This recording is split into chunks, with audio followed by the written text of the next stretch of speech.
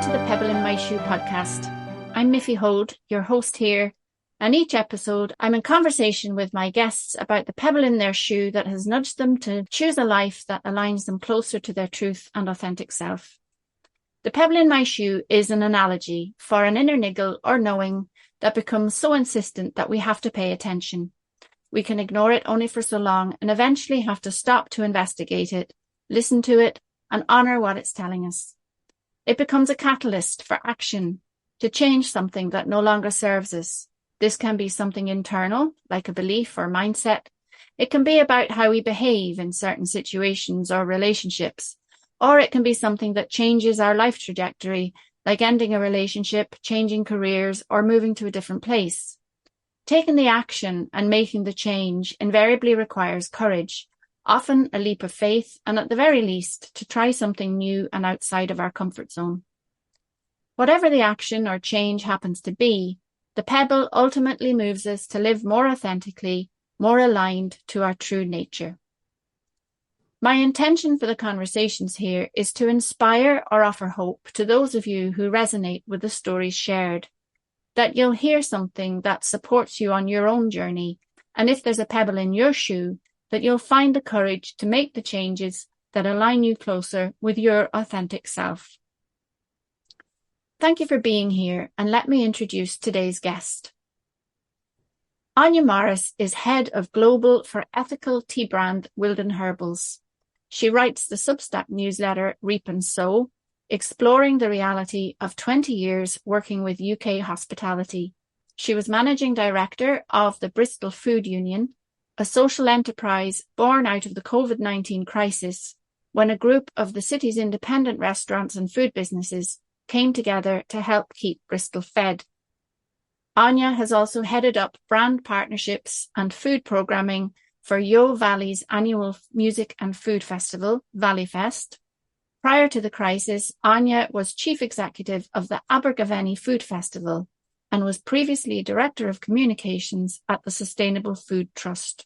With an undergraduate degree from Slow Foods University of Gastronomic Sciences, Áine is passionate about how to build an inclusive, participatory UK food system that's resilient enough to withstand the future impacts of the climate crisis. Áine also attended my wedding last year as a guest with my friend Letty, and so I know she's great crack. It's my pleasure to welcome you, Áine. Thank you for having me. Tell us a bit first, Áine, about yourself, please. I know I've given an introduction there, but where are you and what are you about at the moment? At the moment, I'm on the road, so to speak, and I was really keen to speak to you this week. I think the timing of this conversation feels quite pertinent for me. Listening to you read my bio back to me, I'm someone who on paper has had a relatively successful career in the kind of food festivals and hospitality world. And I'm also someone who, particularly during and after the pandemic, became extremely clear about a multitude of different ways in which my life was no longer working for me. I think maybe it happens to quite a lot of us that we grow up and we carry with us whatever experiences we may have had as a child. And for some of us, if those experiences were relatively traumatic in some ways, there's a great fire and there's a great energy to move forward and to get things done and to get away from where you came from. But I think what I've really learned is that that's a kind of energy that will only take you so far before it burns out, essentially. And so I found myself in a situation by the end of the pandemic where I was extremely burnt out and almost non-functional to a certain extent, and really had to go through this quite significant collapse in order to kind of find myself again and come out of the other side much, much clearer about both who I am as a person and what I want out of this next phase of my life. Yeah. So, Áine, I'd really like to hear more about the burnout phase, actually. You know, I feel myself that sometimes burnout sneaks up on us. We don't necessarily realize we're burned out until we stop and crash. And then it's like, crikey, that is burnout. So can you tell me what it was like for you? It's so funny because I can look back on it now with a broader perspective, whereas when you're in it at the time and it's happening to you, I think it's actually really difficult to recognize it for what it is. So what I know now, looking back, is that I began to get really quite burnt out actually around 2016, which is nearly 9 years ago now. So it's been a journey, it would be fair to say. But I have this distinct, very clear memory of finishing a food event. And I'd always worked in festivals and large scale events, which are very intensive, deadline driven, require a huge amount of energy and commitment to get them over the line. And I have this absolute clear memory of lying down on a floor in a tent behind a countertop with tears just pouring down the sides of my face because I was so relieved that the event was over, that the thing had been delivered. And I think what I really could, I nearly said should have, and I'm trying very hard not to have should haves at the moment. But I think what I now can really see reflecting back is I really wasn't enjoying my work very much anymore. The stress and the pressure and the commitment involved in delivering these events. I never got that feeling where, you've done all the hard work and the party's all kicking off and everybody's there and having a wonderful time. And you look around you and you think, didn't we do something brilliant? And I never really got that. The hard work is all worth it because the benefit and the payoff is X or Y. Actually, I think by the time I'd finished delivering these events, I was so physically and mentally on the floor that my internal self-critic is always, since childhood, been extremely strong. And all I could ever see was the ways in which we could have done it better or the ways in which we could have done it differently. I think really the burnout set in around 2016, and I carried on doing the job I was doing right the way through to 2020. And then during the pandemic, when we took on yet another, huge, great big project, my sense of personal identity had become so tied up in what it was I delivered in terms of professional output and achievement, that what it was covering up really was that in the quiet moments on the inside, I was extremely self-critical and quite ashamed of my behavior and my relationships and some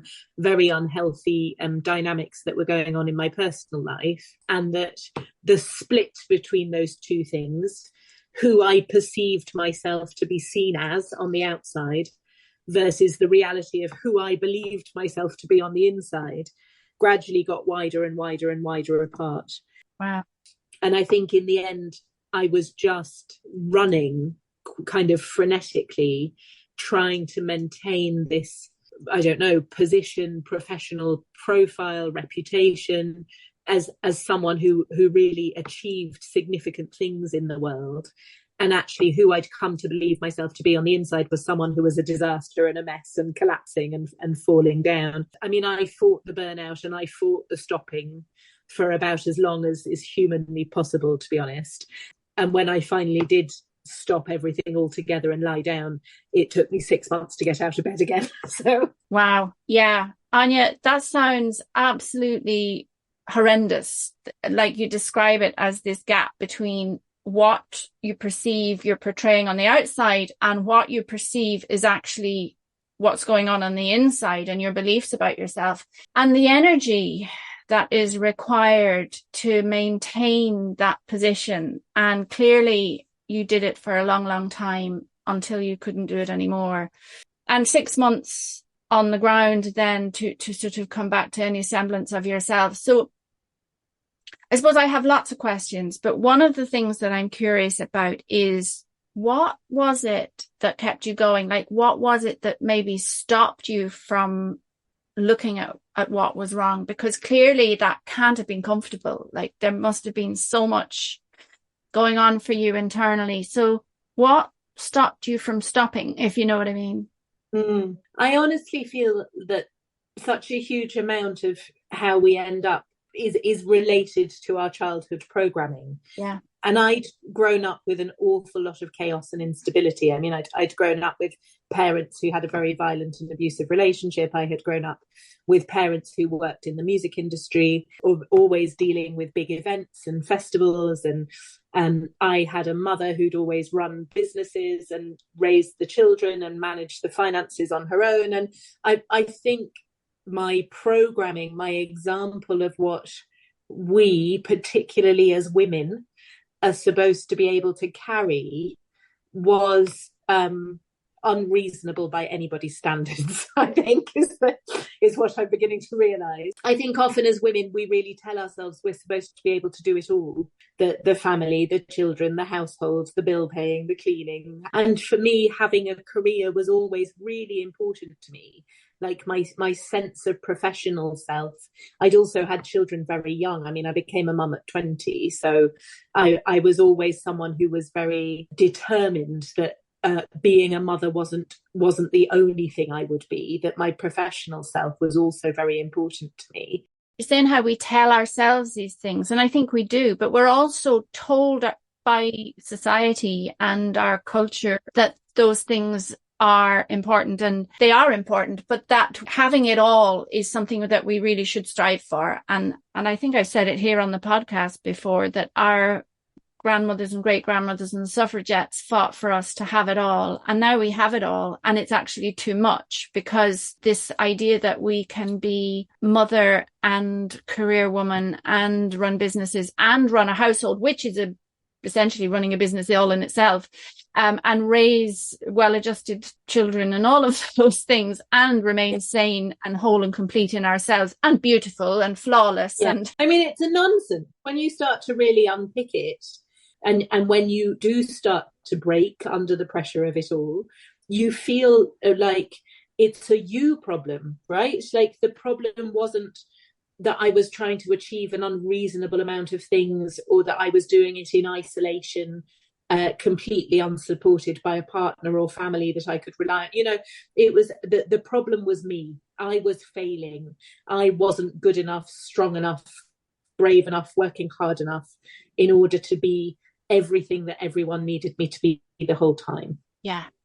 Jesus, just hearing that, Áine, I just feel, the amount of weight that is, isn't it? Like my body just went, Yeah. Can you tell me a little bit about those 6 months where you were on your back and unable to function, and what came from that? Because I'm mindful that those are very pivotal times in our lives. Those times are amazing opportunities for growth.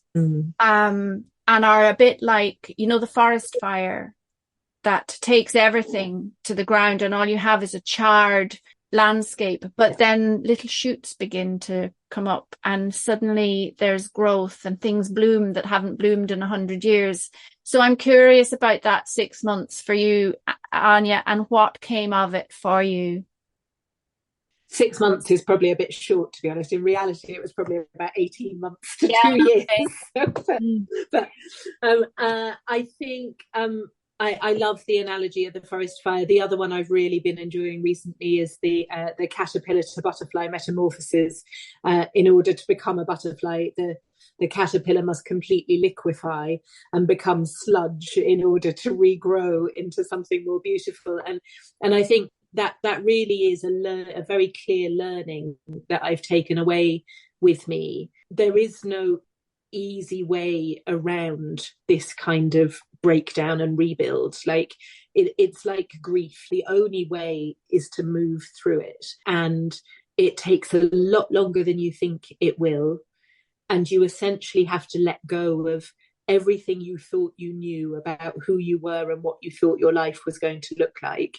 And on the surface, and I think from the outside, it looks like a huge amount of loss. Like half of the Bristol's hospitality industry would probably tell you I went mad and had a breakdown, and that's the end of my story, right? Like, because it really was, you know, I had to let go of my career, I had to let go of my professional identity and reputation, I had to let go of the idea that I was well, I had to let go of the idea, then this is a very difficult one for me, that if I had the ability and the means within myself to fix this on my own, I would have done it by now. And it meant reaching a place where I could acknowledge that this was something bigger than me, that I had no control over my ability to fix it and make it better. And it was only in the acknowledging that I needed help from outside of myself, which I suppose is also what you hear happens with alcoholics or with addicts, or with, you have to reach a point where you acknowledge that if you were able to fix this on your own and just make some small changes that would make your life better, you would have done so by now. Because, you know, I'm not a stupid person, and I'm pretty emotionally articulate, and I'd done the work in terms of the childhood trauma and the therapy and the leaving things behind and the stories we tell ourselves and the limiting self-beliefs. Like, I knew so much about the psychology of my brain, and yet I was stuck in these patterns of repeating these same behaviors again and again and again, seemingly unable to move myself away from, in particular, relationships in my context, whether that's, you know, personal relationships with my ex-husband or relationships with chefs and the hospitality industry. Like, they actually all have the same characteristics. I would work for big, powerful, influential men who behaved a very certain kind of a way, and then I would be very, very triggered by the way they had a tendency to behave, and then be in breakdown about my ability to, like, there was this whole pattern and cycle to the way in which I was living both my personal and professional life. And no matter how much I learned about my own psychology and emotions, I didn't seem able to actually shift the behavior. And I do think I've come to realize we're so influenced by the environment around us. Like, we really are. Like, one of the things that happened, which was one of those green shoots that really made a huge difference to me, was about 1.5 years ago in the November.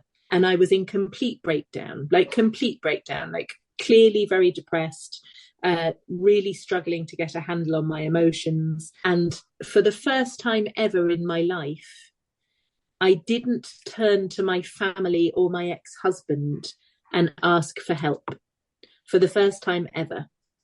And what had happened historically, every single time I went to those groups of people to ask for help, was they would tell me that I was the problem, that the problem was my emotions, that the problem was my anger, or I feel too many things, or I've just made terrible choices. My mother telling me, you know, just would tell me my life would be different if only I'd made better choices. And just there was never a softness or a caring or an understanding, or even the ability to look at someone objectively and say, this person is in pain and is struggling and needs some kind of support from somewhere. I kept going to people who I had traditionally been to all of my life, only to be told that the only problem was me and the way that I felt about things. And for the first time ever, I turned to a different group of people. I'd managed to step away from some of those really unhealthy relationships, not necessarily in a positive and constructive way. I just wasn't talking to any of them anymore, yeah. Which turns out to be one of the best decisions I've ever made. Yeah. And so instead, my options were limited to a different group of people. Yeah, there's so much in that, Áine. And there's a piece in there around shifting to face another direction, right? So you're looking for help in a place you've never looked for help before, because you've always turned to these other people. You also describe not speaking to them anymore because that is the way to keep yourself safe. And I totally resonate with you there as well, right? Not an easy thing to do either, because you have to stand in your power and put your hand up to somebody and say, no, I'm not engaging with you. And you have those horrible things that we don't want to do. But there's also this gap between how we believe our relationships should be and how they're actually playing out. And therein lies this pull, tug and struggle, right? Because it's not playing out in the way that we believe it should be, or that society believes it should be, and all of that. So I'm curious about that internal shift for you to face another direction, to look for help elsewhere, and what happened for you there, if that's okay to drill into that a bit? Yeah, of course. I mean, I think you know, in an ideal world, we're blessed with family and parents who see us and love us and understand us. And when stuff goes wrong in our lives, we turn to them and they parent us in the ways that our inner child needs. And we feel whole and complete and seen, and we can move forward in a healthy way. And I'm sure that there are some people in the world who are blessed with those sorts of relationships in their life. But I really wasn't. And actually, I feel like the reason I was becoming more and more unwell is because I was just so desperate for someone, anybody in my life, to acknowledge that traumatic things had happened to me and that there were impact and consequences of that trauma that were now affecting my daily life. And when I went looking for those answers, what I got instead was, this is not a me problem, this is a you problem. Don't you bring your pain to my door, off you go. Never mind the stuff that had gone on when I was younger, that was essentially very re-traumatizing for me. Yes. Like to be told that your own story, your own version of reality, your own truth is in fact not true or not. But I'm on the flip side of that is I'm incredibly blessed with some amazing relationships. I went to a fantastic university that gave me a very international network of all kinds of different people. And then one of the key things that happened was that in 2022, I think, I did the School of Myth down in Devon, which is a 6-weekend experiential course run by a storyteller and myth maker, a guy called Dr. Martin Shaw. And I met the most incredible group of women in particular on that course. And we all live, someone's in Scotland, someone's in America. So we're not physically near each other, but we just immediately formed these incredibly deep, connected, soul-led relationships. So between some very old friends from school, of whom Letty Butler, that we discussed earlier, is one of them, the girls from the School of Myth, and then this kind of university network I have, I am really conscious that I've had the privilege and the benefit of holding and maintaining relationships in my life with people who I can have these kinds of conversations with. So what came up when I was finally having the breakdown in November was that I turned to those people for the first time and said, I'm really not okay. And what they did, instead of telling me I was wrong, is they mobilized on my behalf. One of them phoned Letty and said, I'm really worried about Áine. She doesn't seem to be okay.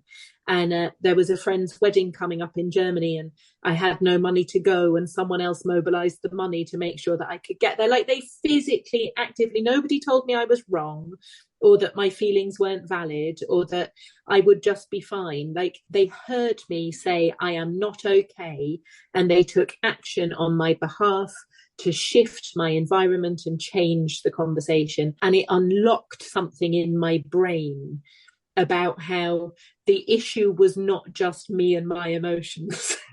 I had some very valid points and concerns that deserved to be heard.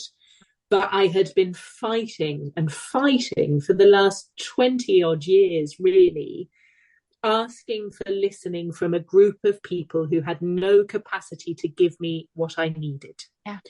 And when someone shows you the truth of who they are, believe them.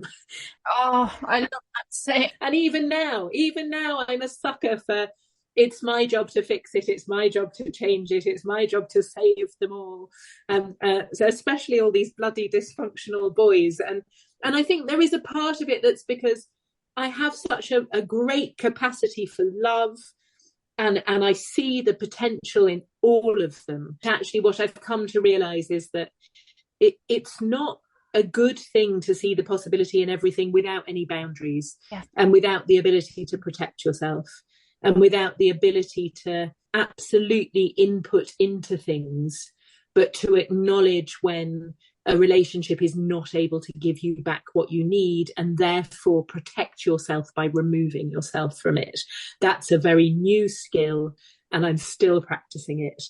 And it's a skill that's hard for other people to understand. Try telling people that you consciously have chosen not to have a relationship with either of your parents. Well, you're sharing a room now with somebody that has done so. I have chosen not to have a relationship with my mother for similar reasons. And some of my children have chosen not to have a relationship with me. So estrangement runs in our DNA, sadly. My mother was estranged from her parents.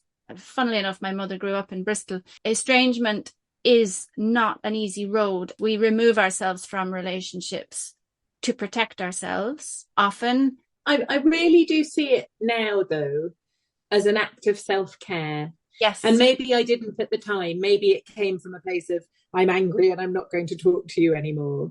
But actually, as it's gone on, what I really understand is it's me saying, I deserve better than I am treated in this relationship. Mm-hmm. And as a result of that level of internal self-care and self-respect, I choose to disengage. Maybe not forever, maybe not because, and I think this is the thing that they need to understand, is it's not because I'm furious or I'm angry or I'm full of rage, or I am full of love and compassion and care for you and your story and your situation and where you are in your journey. Like I'm not walking around in my life holding on to resentment that you weren't able to give me what I need, because that doesn't serve me and it doesn't serve my children as an example of healthy relationships. I am, for the very first time ever in my life, saying I love myself enough to know that I deserve better than what I'm currently getting from this relationship. Oh, 100%. You're so articulate, Áine. Thank you so much, because it's beautiful. I use the term beautiful because you are telling a story that I think is actually much more common than we talk about, because I think there's a lot of shame around relationships and families breaking down, but it's massively common, deeply painful. It's such a huge issue that is quite taboo, I think, as well, to discuss. So thank you for being so eloquent about your experience of that. Sorry about that. What is the cat? That's okay. The cat is meowing. Can you tell me about why there's a cat meowing in the background? Well, there's a cat. That was a brilliant segue. Well done. There is a cat meowing in the background because I am currently in a very little attic apartment in Switzerland, looking after 3 cats in exchange for housing until September, because I took the decision earlier on this year to pack up my life in Bristol, put all of my things into storage, and hit the road with my 12-year-old son. And we are temporarily homeless, I've been referring to it as, but that seems to make everyone really uncomfortable. And on Letty's recommendation, I signed up to the Trusted House Sitters website, and it's been an absolute revelation. You can travel around the place and stay in some beautiful homes and houses in exchange for looking after people's pets for them. And also, I think I was conscious that Bristol really wasn't working for me anymore. And that's where we come back to this idea of like shifting your environment as an act of self-care. I was really stuck in a situation in Bristol where my costs were through the roof because I'm a private tenant and I was paying an absolute fortune. I've had a lovely new job since January, and every single month I was being paid and handing over 90% of my income to a landlord. It was all well and good having a breakdown and going to bed for 18 months. But if you're a single parent, single income household like I am, been living month to month since well before the beginning of the pandemic, the luxury of having a breakdown ruined me financially. Like I could go to bed for 6 months, but I couldn't pay my bills. There was a choice to be made there. And to get back on my feet again, I needed to be in a situation where I wasn't just handing everything over to somebody else every month. But then the other side of that is that, you know, I had a breakdown very publicly. I wrote a newsletter about it. I communicated very clearly about how cross I was with a lot of the hospitality industry. And I think when you've burned your professional reputation like that, I went from being someone of quite significant kind of influence and listening to someone who had really lost their listening. And so I could either stay living in a place where I was now perceived to be less than, or broken in some way, or a bit bonkers in some way, I came to the realization that I knew a huge number of people in the city, and I had a hell of a lot of professional acquaintances. But when it came to the people who still stuck around once your fancy job and your position of privilege had disappeared, there were very, very few of them in Bristol, like a cluster of neighbours who lived near me, but really not anybody else very much. And that was a painful lesson to learn. There was a lot of grief involved in that. You can hear that the emotions are not entirely processed on that one. No, I'd like to pause with that, because I mean, what I hear in that is a huge amount of courage, because you are speaking your truth, so the professional world might label you as lost the plot or not the person you were. But like, what you've done is taken off a mask and gone, well, this is me, guys. And the alternative is it's not bed for 6 months. It's end of Áine, And I have to commend you on taking that courageous step to take that time for yourself. In that brokenness, you don't have much choice. But there is that courage. And I don't like the word resilience very much, because I think it's kind of misused and misdefined as bouncing back. And I've said on many occasions, we don't bounce back from adversity. We crawl back on our hands and knees most of the time. We don't bounce. But I'm kind of off on a tangent now, but I wanted to acknowledge the courage it takes to step away from your peer group and say, guys, this is actually my truth, and this is actually the way it is and how it's been for me. And I know that a lot of you aren't going to like the taste of it, but this is it. And for you to then pick yourself back up on you and begin that process of reinventing yourself, dare I say. Yeah, I think I had to come to understand the value of what I have to offer in order to be able to walk away from somewhere where my contribution was no longer valued, right? So that's an act of great self-belief, really. I've always had this kind of clarity. You talk about the pebble in your shoe, you talk about the intuition, I listen into something that's bigger than myself, and on a good day with the wind behind me, I know things. Like I have an incredibly strong sense of intuition, and just like a deeper knowing, like a sense of connecting into something that's so much bigger than each of us in our individual lives. I suppose 150 years ago, we would have called it faith or spirituality and not felt quite so awkward about it. I think though too, like Joan of Arc was burned at the stake for this shit, right? So we have that memory as well in our DNA. So when we have what might be termed a breakdown, but can be a breaking open. And in that breaking open, our truth is revealed. And in the reconfiguring that happens then when we start to kind of put ourselves back together with the help of the people who do see us and hear us and love us and rally for us, that intuition remains exposed or available maybe. And I think that the intuition is something that maybe is what we ignore when we're going through life, pushing to succeed, to be all these things that we're supposed to be. And so I think it's not unusual for a person to feel much more spiritually connected after an event like that kind of breaking open. And I wonder if, I ended up in an industry that was all about party and good food and good wine and consumption, a lot of overconsumption, in part because the idea of reconciling myself to the truth of who I believed myself to be, which was actually something far deeper and was actually too much for my brain to be able to handle in the context of, what we say a normal, modern, successful life is supposed to look like. Part of the reason for the leaping away from Bristol is I couldn't just keep relating to myself in the context of the brokenness. I had to give myself the space and the opportunity and the possibility to really grow into who I know I'm capable of becoming now. And in order to do that, I needed to get away from all those relationships where people were still relating to me like I was this broken version of myself. And what nobody tells you, or I think we talk about very, very little, is that a breakdown and rebuild, it doesn't look like you collapse and then you build it back up again. There was this whole ridiculously long period of just nothingness. I was numb. I didn't feel anything.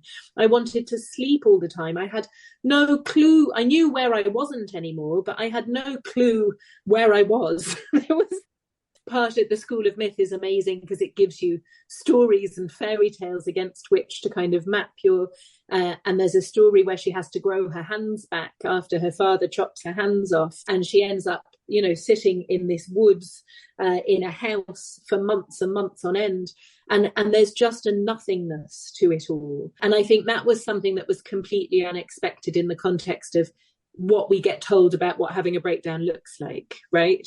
Like you have a breakdown and then you find a way to pull yourself back together and then you kind of get on with your life. It's actually not like that at all. Like you reach a point of collapse and you know that you have to let go of a load of things. But for such a long time, I was in the grey space of the kind of not knowing what that meant for me now or where I was going to go next. And as someone who's always had quite a lot of clarity of vision around the future, that was a completely new emotional experience for me, the kind of the nothingness. Yeah, wow. Yeah, it's very powerful. And I'm getting a real sense of how we will never be the same again after that kind of an episode, let's call it, in our life, right? How does that feel for you? You know, like when you feel into that newness, because what I'm really hearing is that everything that you knew has fallen away. And here you are rebuilding something from scratch, really, in lots of ways. Listening to you say it now, the only thing I feel is this overwhelming sense of relief, if I'm honest. Okay. I have been running to try and prove to the world that I'm good enough and lovable enough and acceptable enough since I was a child. I'm 42 in a few weeks' time, and I'm a massive believer in life in 7-year cycles. So the fact I'm coming to an end of a 7-year cycle is very interesting to me. And it was a Steiner philosophy, was that every 7 years, every cell in your body is new. So we are remade every 7 years. And I just feel at the moment this kind of I'm full of gratitude just to still be here, because I very nearly wasn't. Yes. And I am very conscious of how lucky I am, because I did have the kind of breakdown that was so serious and severe that it would be quite possible not to come back from it in a powerful way, like not necessarily to not be here at all, but just for my life to be diminished in terms of the kind of homes I could live in or the kind of jobs I could do. And I am so lucky to have this incredible network of wonderful people all over the world, that when it was time for me to be like, okay, I can get back into the game, there were opportunities and possibilities there for me, which if I hadn't had the kind of career I'd had before, may not have existed. So I really feel very humbled and full of gratitude. And yes, an awful lot of relationships fell by the wayside, but the ones that that maintained themselves through that period are so strong and so solid and so long term that I'm excited for the future. I still don't know exactly where I'm going. I may not currently have a home as such, but you know, I know where I'm living between now and November, and I get to do work that I like and that will pay my bills, and also start to create space for the work that's to do with really finding powerful ways to speak my truth and to communicate effectively and to tell about my experiences. And then I want to start to move into the space of how do I hold space for other women in particular to feel safe and secure enough to also be able to start to talk about their truths and their realities. And that's where I see my work moving in the longer term, is I want to use the breadth and depth of my experience to be able to hold space for others. Wow. Yeah. I feel quite lucky. Yeah. I have no doubt that is on the cards for you. The word alchemist comes to mind, that you're turning this base metal into gold. And for that, I just say, go you, because that's really, really powerful. It took me 40 odd years to really move through and past a lot of the things that were causing my life not to be functional. But there's real magic in finding the courage to do the work. Oh yeah. The reward is being able to stand in your truth, isn't it? For me, that's what it is anyway, and I get a sense that's the same for you. Áine, this is a question I ask quite a lot of my guests, and that is, what message would you have for a younger version of yourself? Be unconditionally kind to yourself. I was so fiercely awful to myself in terms of my internal narratives that it was basically abusive. I spoke to myself on the inside in an abusive way. And I did an incredible bit of therapy a few years back, like shadow therapy. She got me to speak to my daughter as if she was in the room, and everything was like encouraging and supporting. And then she asked me to reflect on how I spoke to myself in comparison. And I really realized just how awfully and how critical and how negative my internal voice was. My internal critic had become rampantly out of control. My advice to my younger self is, you're doing the absolute best you can with the circumstances that life has gifted you. You will be okay. And in the meantime, be unconditionally kind to yourself. Yeah. Áine, what difference has making these changes in your life made to you? I feel free again, I think. The important element of this is I had the experience once before in my life of escaping my environment and my life becoming immeasurably better as a result. So I'd grown up in quite difficult circumstances, and then I'd won this mad scholarship to go to university in Italy. And Italy had completely changed my life, my perspective, my community. It was the first time ever in my life that I understood what it was to live in relationship with others and to feel valued and heard. And then I'd gone back to the UK after university, and slowly over the next 14 years, in a massive factor was getting back into a relationship I never, ever should have gone back to. I'd ended up essentially back where I was before I'd left the first time. So when you say to me, it takes a huge amount of courage to do what you've done now, yes, it does. But the flip side of that is, I did it once before and it saved me once before. So I have that context and I have that history of knowing that a great leap can really make a significantly positive difference. I think I just feel free again. I feel like when we take great leaps of faith, the universe has a tendency to reward us, and that we don't always know exactly what that's going to look like. And sitting in the unknown is a deeply uncomfortable experience. If you can just do it anyway and hold on for the ride, I just have this like innate sense of faith and confidence that whatever happens, I'm going to end up somewhere better than where I've been. Yeah. Oh, gosh. I want to give you a big hug now, Áine. I know, it seemed like a good time for a chat. I knew we should have a chat now. I think if we'd spoken 6 months ago, it might have been a very different conversation. Yeah. So as it stands, you're sort of in free fall in a way, but you also have this place to be for now in Switzerland with your son and those lovely cats that you're minding. Yes, it's not quite as untethered as it sounds. I have a home here until September. For me, really, other than sounding like a very grand adventure, is it puts me in a situation where I can rebuild my financial stability. And then I'm looking for an apartment longer term from probably November, December onwards. But I'm probably going to stay in Italy for a while, because at the moment, my main source of income is I'm working for an Italian herbal tea company founded by an old friend from university. And I'm very, very lucky that I can do that work remotely and from anywhere. Yes, it's a big leap into the unknown, but I'm also not entirely untethered. There is the bones of a plan there.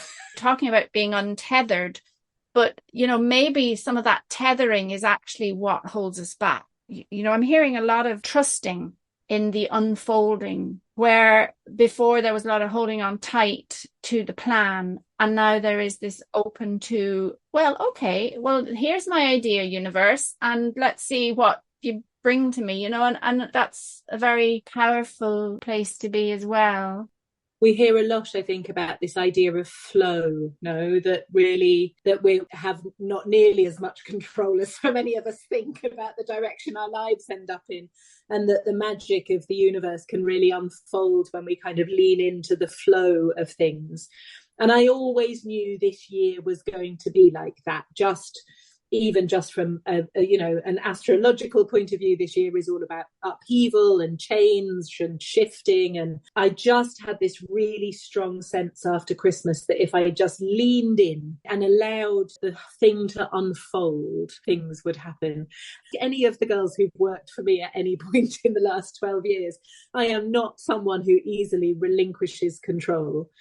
So this is a huge shift for me, not only making the decision to do it, but then feeling comfortable and positive and not panicking. And I have my moments. I mean, I phoned my friend and cried the other evening about whether I was going to end up homeless. I'm not without moments of apprehension or fear, but underpinning that, I think, is this real baseline confidence and solidity that it's the right choices at the right time for the right reasons. The very fact that you have now come to a place where you're fully aware of your tendency for controlling everything, right?